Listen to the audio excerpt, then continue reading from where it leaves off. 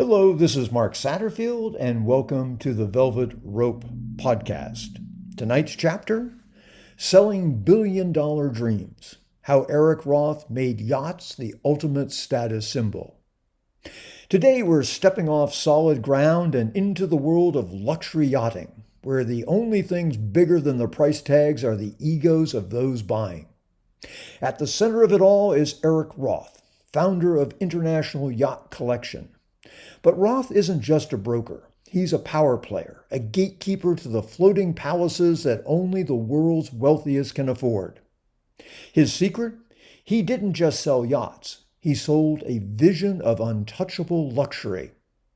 See, billionaires don't buy yachts for the speed, the size, or even the amenities. They buy them because a yacht isn't just a vessel. It's the ultimate symbol of power, privacy, and exclusivity. And Eric Roth didn't just understand that. He mastered the art of making every yacht purchase feel like an entry into an elite unspoken club. So how did he do it? How did he turn International Yacht Collection into a powerhouse, catering to the world's most exclusive clientele? This is the story of how Eric Roth became more than a yacht broker.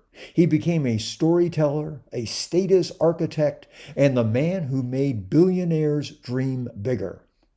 By the way, if you're enjoying this episode and want to learn how to use storytelling as a tool for getting more affluent clients, head on over to velvetropestoryselling.com for the details. That's velvetropestoryselling.com. Before Eric Roth was selling super yachts to billionaires, he was just another entrepreneur looking for his place in the luxury world. He didn't come from old money. He wasn't born into the yacht business. But what he did have was an instinct for what the ultra-wealthy really want, and more importantly, how they want to feel. When Roth entered the yacht brokerage business, it was transactional, deal-focused, numbers-driven, and stuck in an old-school way of selling. But he saw something that others missed.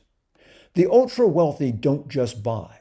They collect. They indulge. They curate their identities. And a yacht isn't just another purchase. It's a floating empire, a statement of personal sovereignty. That's where Roth changed the game. He realized that selling yachts wasn't about features and specs. It was about crafting a story where the buyer is the protagonist. And that's where International Yacht Collection set itself apart.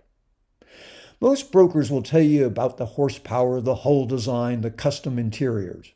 But Eric Roth, he understood that the story sells the yacht before the specs ever matter. Here's how he did it. 1. He made every yacht a legacy, not a purchase. Billionaires don't want to feel like they're buying a product. They want to feel like they're cementing a legacy.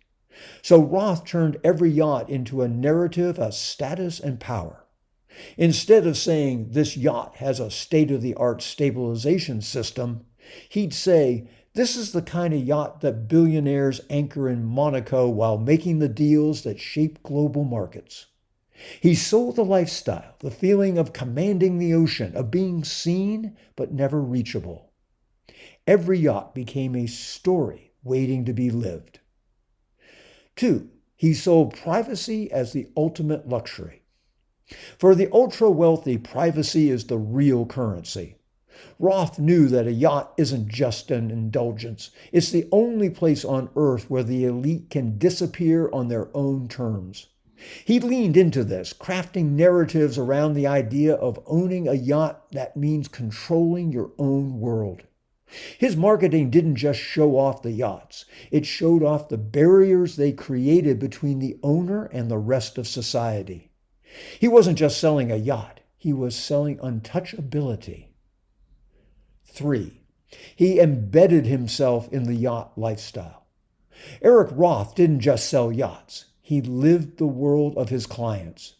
You wouldn't find him at a desk pushing papers. You would find him at the Monaco Yacht Show, on the docks of St. Bart's, at the galas where the ultra-wealthy move and mingle. Why?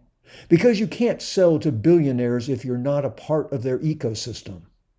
He positioned himself as the insider, the guy who wasn't just brokering deals but curating experiences. And that's the secret to selling to the ultra-wealthy. You don't pitch to them. You pull them into a world they crave. So what can you take from Eric Roth's playbook and apply to your own high-ticket business? 1. Make your product a story, not just a service. The ultra-wealthy don't buy things. They buy what those things say about them. If you're selling high-end real estate, financial services, or luxury coaching, how are you positioning the transformation? 2. Sell exclusivity, not just value. Roth didn't just sell yachts. He sold a private world where only the elite belong. Ask yourself, is your brand making people feel like insiders or just another buyer? 3. Live the brand you're selling. Billionaires buy from people they see as peers, not as salespeople. How are you embedding yourself in the circles of the affluent? Because here's the truth. If you want to sell to the ultra-wealthy, you can't just market to them. You have to move in their world, speak their language, and make them believe that buying from you isn't a choice, it's an inevitability. Eric Roth turned International Yacht Collection into a powerhouse by mastering the art of the story.